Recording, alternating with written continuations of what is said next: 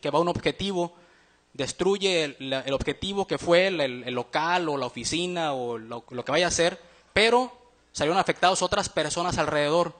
Esas personas es el daño colateral de ese misil que se lanzó. Entonces, vamos a entender ahora qué es el pecado, y el pecado tiene daños colaterales. Cuando no nos toca a nosotros, también remueve otras cosas, a otras personas. Vamos a ver aquí el ejemplo de David.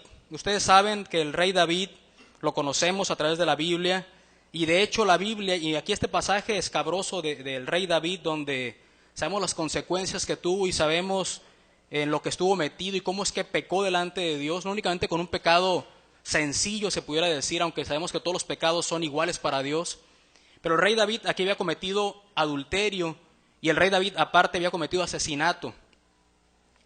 Pero vamos a ver cómo es que este daño colateral afectó no únicamente al rey David, sino al reino, a sus hermanos, a su gente que estaba ahí. Y por eso quiero que hablan sus Biblias, mis hermanos, por favor, ahí en 2 de Samuel, ya lo tienen algunos, 2 de Samuel, capítulo 11, del 14 en adelante.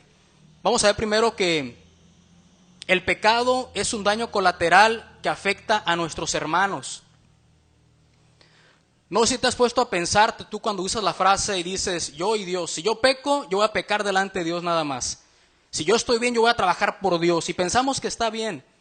Y sabes, lo que yo pienso es que no lo haces con el afán tal vez de decir, no lo haces de mala intención. Puedo llegar a pensar eso, que no lo haces porque realmente quieres afectar a alguien, sino porque en tu corazón realmente lo crees que es así. En tu corazón tú crees que lo que haces y lo que dejas de hacer únicamente te va a afectar a ti, y sientes que está bien.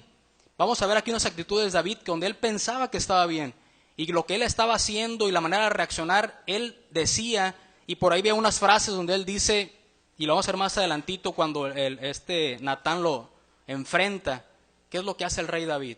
Pero vamos a ver ahí primero lo que dice, el pecado es un daño colateral que afecta a nuestros hermanos.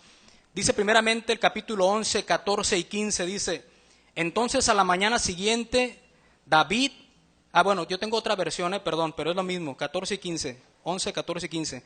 Entonces a la mañana siguiente, David escribió una carta a Joab y se la dio a Urías para que se la entregara.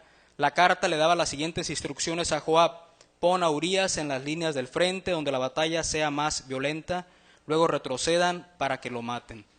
Usted puede pensar, bueno, a ver, ¿qué está pasando aquí? David quería matar a Urías, sí, esa era la intención. ¿Por qué? Y déjame hacer un poquito de historia.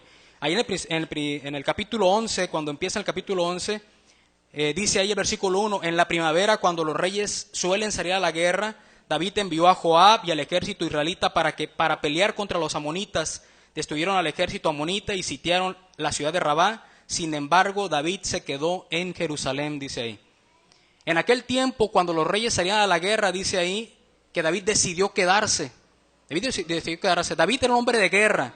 David conocía muy bien la guerra. David no le contaban acerca de qué era la guerra. Él no tenía necesidad de saber a ver cuántos iban a andar en un pelotón o cuánto. Él ya sabía, era un rey, era un general. Y te había tenido muchas victorias anteriores a esa. Él sabía que era la guerra.